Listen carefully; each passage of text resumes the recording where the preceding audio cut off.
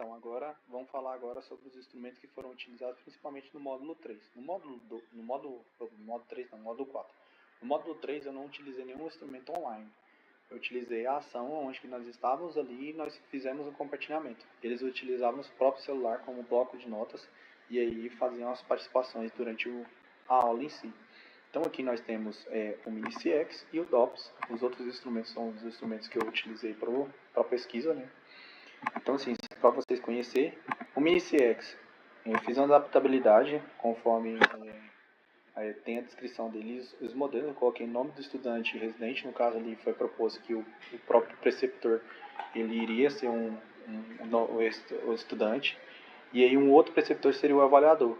Só que esse avaliador aqui, no caso, como eu estava desenvolvendo uma metodologia para grandes grupos, eu coloquei que outras áreas avaliassem o aluno ali durante aquele período, entendeu? Então, como era uma entrevista, aí eu coloquei que esses avaliadores eram múltiplos avaliadores, tanto que eu tive 5 respostas durante o período lá pela quantidade de aluno que eu tinha naquele dia.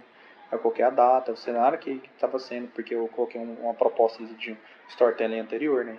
Um paciente com lesão medular, a complexidade do caso, o tempo de observação, o tempo de feedback eu poderia colocar no final, porque eles não deram feedback. Eu fiz eles...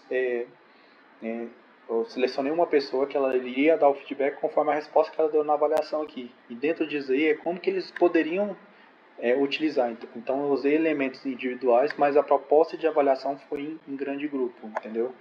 É lógico que não tinha um grande grupo, mas foi adaptado para um grande grupo ali. A seção 2 foi as competências que foram avaliadas. Não sei se clicando aqui dá para mostrar. Dá para mostrar. Igual, por exemplo, os critérios que são avaliados, eles vão de 1 a 9. Então, de 1 a 3 é abaixo do esperado, de 4 a 6 é dentro do esperado, de 7 a 9 acima do esperado. Então, você tem entrevista clínica, exame físico, tem uma linguagem, uma descrição, raciocínio clínico, a comunicação, o profissionalismo, a organização e eficiência e assim por diante. Você pode ir colocando outros elementos a mais, se você quiser, posteriormente, e vai colocando a descrição de nota que você coloca ali. A seção 3 é a avaliação global, se o aluno global está dentro do esperado ou está abaixo do esperado, entendeu? Muito abaixo do esperado também pode ser elencado, como as notas estiverem ali entre 1 e 12, ali, bem abaixo mesmo do esperado. Os pontos fortes para um feedback formativo, então você já pode fazer um feedback logo imediato ali. O ideal é que o feedback tenha uma durabilidade ali, você coloca a quantidade de tempo que você coloca, entre até 15 minutos no máximo ali. Pontos a melhorar e plano de ação sugerido. Então você consegue visualizar dentro daquilo que você tem como experiência profissional e modelo inspirado para você colocar na prática profissional. O outro instrumento foi o DOPS. O DOPS é o Direction Observational of Procedure Skill, que é a observação direta dos procedimentos, né, da habilidade de procedimento. Mesmos quesitos na seção 1, né, para avaliação, data, cenário que está, o procedimento que ser avaliado aqui está como resposta aberta. Então, por exemplo, a pessoa vem aqui e digita o que ela vai colocar, entendeu? Ela coloca ali, o procedimento é um cateterismo intermitente líquido. Então, aí você vem pela complexidade, qual que é a complexidade. O procedimento foi realizado no paciente real, simulado ou manequim de laboratório, entendeu? Então, você pode escrever aqui o tempo de observação em minutos. O feedback também pode colocar lá no final, mas eu coloquei aqui. Aí a sessão segue o mesmo entendimento ali, a indicação. Vamos ver se eu vou conseguir colocar a indicação e conhecimento do procedimento.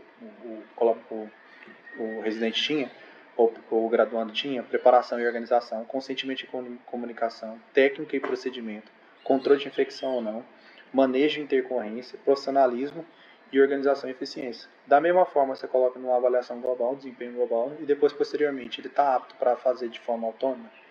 Aí você consegue visualizar com supervisão ou sem supervisão. E aqui você também pode usar como uma EPA também, como uma competência. Ele consegue uma competência de organização ou segurança do paciente, você pode trabalhar em uma EPA aqui dentro dele, que é um Interesting Practice Activity. Então, assim, atividade Interesting Professional Activity, alguma coisa assim, nesse sentido. Porque no português ficaria APC, né, que é a atividade de práticas confiáveis nós temos como referência o Oliver Kincaid. Os pontos fortes, o ponto a melhorar, né? O plano de ação em si. Aqui nós temos alguns critérios que foram identificados que foram produzidos para a aula, né? Produzidos para a aula em si. Certinho? Fiquem com Deus, semana abençoada.